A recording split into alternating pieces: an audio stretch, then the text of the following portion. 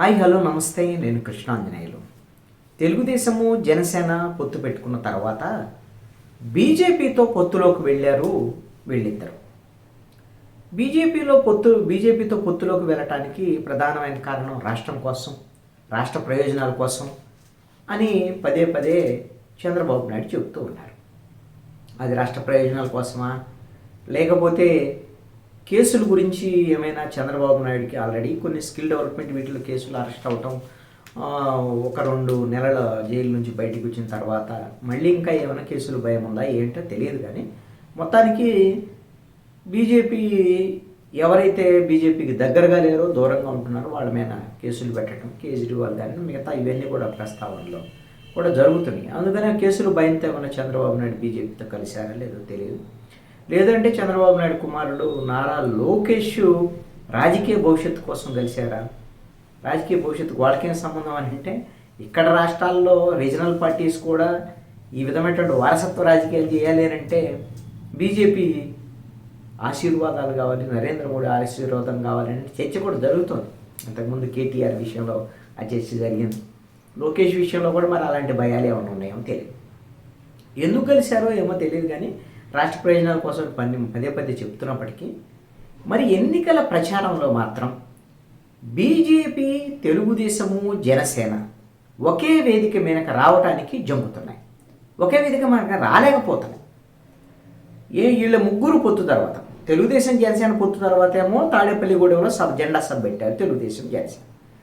BJP కూడా కలిసిన తర్వాత చిలకలూరుపేటలో సభ పెట్టారు తెలుగుదేశము, జనసేన, బీజేపీ. నరేంద్ర మోడీ కూడా దాంట్లో పాల్గొన్నారు. ఆ తర్వాత ఏమైందో తెలియదు. ముగ్గురు కలిసి ఒక వేదిక మీదకి రావడానికి ఒక పట్టాను వాళ్ళకి కావటం లేదు. ముగ్గురు కలిసి ఉమ్మడి మేనిఫెస్టో సభ ఎప్పుడు అనేటువంటిది కూడా ప్రకటన చేయలేనటువంటి పరిస్థితి ఉంది. ఎవరు సమావేశాలు వాళ్ళు పెట్టుకున్నారు, ఎవరు ఎన్నికల ప్రచారాల్లో వాళ్ళు పాల్గొంటున్నారు. ఇప్పుడు పవన్ కళ్యాణ్ వారాహి యాత్రలో ఆయన పిఠాపురంలో ప్రచారం చేసుకుంటున్నారు. పిఠాపురంలో ఆయన తెలుగుదేశం సంబంధించినటువంటి మాజీ ఎమ్మెల్యే ఎవరైతే ఆయన కొంత అసంతృప్తితో ఉన్నారో, మాజీ ఎమ్మెల్యే వర్మను పక్కనే పెట్టుకొని పవన్ కళ్యాణ్ అయితే తిరుగుతున్నారు. సరే, వాళ్ళ క్యాడర్ ఎంత మేరకు సహకరిస్తుంది, వర్మ క్యాడర్ ఏంటి అనేటువంటిది తెలియదు. వర్మ మాత్రం పవన్ కళ్యాణ్ వెంట తిరుగుతున్నాడు. పవన్ కళ్యాణ్ కూడా వర్మని వెంట పట్టుకొని తిరుగుతున్నాడు తెలుగుదేశం ఎమ్మెల్యే.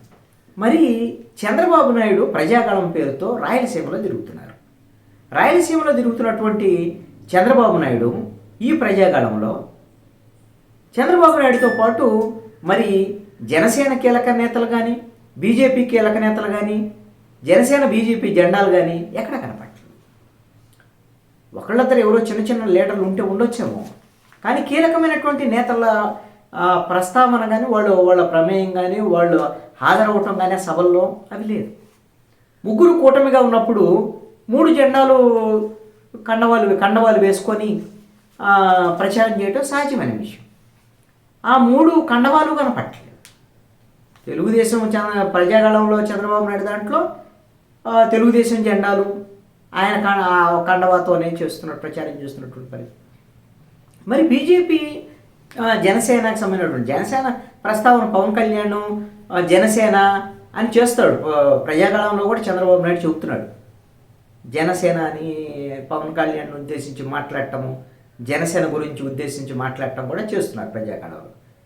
మరి కానీ బీజేపీకి సంబంధించినటువంటి విషయంలో అసలు బీజేపీ పేరు ప్రస్తావన చేయటానికి, బీజేపీకి సంబంధించినటువంటి ప్రధానమంత్రి నరేంద్ర మోడీ పేరు ప్రస్తావన కానీ, బీజేపీ పేరు ప్రస్తావన కానీ, అదేవిధంగా బీజేపీ ఏపీ అధ్యక్షురాలు దగ్గుపాటి పురంధేశ్వరి పేరు ప్రస్తావన కానీ చేయటానికి అసలుకు ఎందుకో మనసు పట్టలేదు చంద్రబాబు నాయుడికి. ఎందుకు ఒక భయం ఏమన్నా ఉండొచ్చేమో చంద్రబాబు నాయుడికి అని అనుమానం. ఎందుకంటే బీజేపీ మీద ఆంధ్రప్రదేశ్లో తీవ్రమైనటువంటి వ్యతిరేకత ఉంది. అది ప్రత్యేక హోదా ఇవ్వలేదు, విభజన హామీలు అమలు చేయలేదని ఇవన్నీ ఒక అంశం అయితే, ముస్లిం మైనారిటీల్లో తీవ్రమైనటువంటి వ్యతిరేకత ఉంది. క్రిస్టియన్లో కూడా మైనారిటీల్లో కూడా తీవ్రమైనటువంటి వ్యతిరేకత ఉన్నటువంటి పరిస్థితి ఉంది. ఈ నేపథ్యంలోనే బీజేపీ పేరు ఎత్తాలంటే భయపడుతున్నట్టుగా కనపడుతున్నారు. మరి చిలకలూరుపేట సభలో అయితే నరేంద్ర మోడీని, బీజేపీ ప్రభుత్వాన్ని, కేంద్రంలో ఉన్నటువంటి ప్రభుత్వాన్ని తెలుగులో, హిందీలో అన్ని భాషల్లో పొగిడారు, ఒక భజన కీర్తనలో పాడాడు చంద్రబాబు నాయుడు. మరి అంత కేంద్ర ప్రభుత్వం అంత అద్భుతంగా పనిచేస్తుంటే, కేంద్ర ప్రభుత్వం బాగా పనిచేస్తుంది, నరేంద్ర మోడీ కూడా అద్భుతంగా పనిచేస్తున్నాడు, మళ్ళీ ప్రధానమంత్రి కాబోతున్నాడు అని ప్రజాగణం సభల్లో మరి చంద్రబాబు నాయుడు చెప్పాలిగా, చెప్పటం ఎందుకు? అసలు బీజేపీ ప్రస్తావన చేస్తే వచ్చే ఓట్లు కూడా పోతాయని ఏమైనా భయపడ్డా? మరి భయపడ్డ వాళ్ళు ఎందుకు పొత్తు పెట్టుకున్నారు? చాలా చోట్ల తెలుగుదేశం ఇప్పుడు ఎన్నికల కార్యాలయాలకు సంబంధించినటువంటి కార్యాలయాల దగ్గర, ఇప్పుడు తెలుగుదేశం కార్యాలయాల దగ్గర తెలుగుదేశం జెండాలు పడబడారు. మరి జనసేన బీజేపీ అక్కడక్కడ జనసేన కనపడదు, తెలుగుదేశం పార్టీ ఆఫీస్ దగ్గర జనసేన జెండాలు కనపడుతున్నాయి, బీజేపీ జెండాలు మాత్రం కనపడట్లేదు. బీజేపీ వాళ్ళు కూడా జనసేన తెలుగుదేశం జెండాలని దగ్గరకు రాయించేటువంటి పరిస్థితి కనపడటం. ప్రకాశం జిల్లా మార్కాపురంలో ఆదివారం ప్రజాగణం సభ జరిగింది. ఆ సభ సందర్భంగా పెద్ద వివాదం రేగింది తెలుగుదేశము బీజేపీ మధ్య. అసలు అక్కడ మొత్తం ప్రజాగణం దాంట్లో కానీ ఎక్కడా కూడా పురంధేశ్వరి ఫోటోనే లేదు, నరేంద్ర మోడీ ఫోటోలు కూడా లేవు. ఆ ప్రజాగణము యాత్ర వాహనాల మీద కానీ ఎక్కడా. దీంతో మా పార్టీ అధ్యక్షురాలు పురంధేశ్వరి పేరు లేకుండా మీరు ఎలా చేస్తారని బీజేవైఎం రాష్ట్ర IT cell convener GV Reddy అక్కడ టీడీపీ నేతలు నిలదీయటం, గందరగోళం జరగటం. అదేవిధంగా బీజేపీ జిల్లా కిసాన్ మోర్చా ఇన్ఛార్జ్ కేవీ రమణారావు ఈయన కూడా తెలుగుదేశం పార్టీ తీరుని ఎండగట్టడం, ఇవన్నీ కూడా కొంత వివాదాస్పదంగా మారినాయి. తెలుగుదేశం బీజేపీ మధ్య వివాదంగా మారినటువంటి పరిస్థితి. తెలుగుదేశము సూపర్ 6 6 కీలకమైనటువంటి మేనిఫెస్టో పథకాలకు సంబంధించినటువంటి అంశాన్ని తీసుకొచ్చింది. అది టేబుల్ క్యాలెండర్స్ రూపంలో 6 సూపర్ 6 అందరికీ ఇంటింటికి ప్రచారం, ఇంటింటికి పంపించాలి అనేటువంటి దాని మీద ఒక కార్యక్రమం తీసుకుంది తెలుగుదేశం. దాంట్లో చంద్రబాబు నాయుడు, అదేవిధంగా పవన్ కళ్యాణ్ బొమ్మ కూడా పెద్దది ఉంది. కానీ పురంధేశ్వరి కానీ బీజేపీ కానీ జనసేన ఉంది, తెలుగుదేశం జెండాలు కూడా ఉంది. పురంధేశ్వరి బొమ్మ లేదు, అదేవిధంగా బీజేపీ బొమ్మ లేదు, నరేంద్ర మోడీ బొమ్మ లేదు, బీజేపీ జెండా. ఇది తీవ్రంగా వాళ్ళు నిరసన వ్యక్తం చేస్తున్నటువంటి పరిస్థితి. మరి ఇంత భయం ఉన్నప్పుడు, బీజేపీ అంటే ఓట్లు పోతాయని భయం ఉన్నప్పుడు ఎందుకు చంద్రబాబు నాయుడు పొత్తు పెట్టుకున్నాడు? పొత్తు పెట్టుకున్న తర్వాత ఏమంటాడు? వాళ్ళు నన్ను అడిగారు కాబట్టి నేను పొత్తు పెట్టుకున్నాను, వాళ్ళు నన్ను బతిలాడారు అనేటువంటి విధంగా మదనపల్లిలో జరిగినటువంటి ముస్లింలతో జరిగినటువంటి సమావేశంలో చంద్రబాబు నాయుడు మాట్లాడినటువంటి మాట. బీజేపీ వాళ్ళు ఏమంటున్నారు?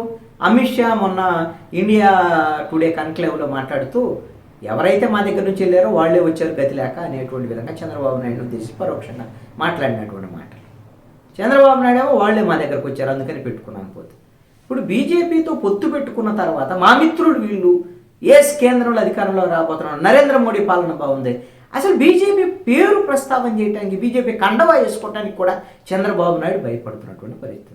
మరి పొత్తు వల్ల జరిగే ప్రయోజనం ఏముండదు? ప్రజలు ఎలాగా, లేదంటే 3 పార్టీల మధ్య ఓటు షేరింగ్ ఎలా జరిగింది? ఈ అనుమానాలు మాత్రం తలెత్తుతాయి.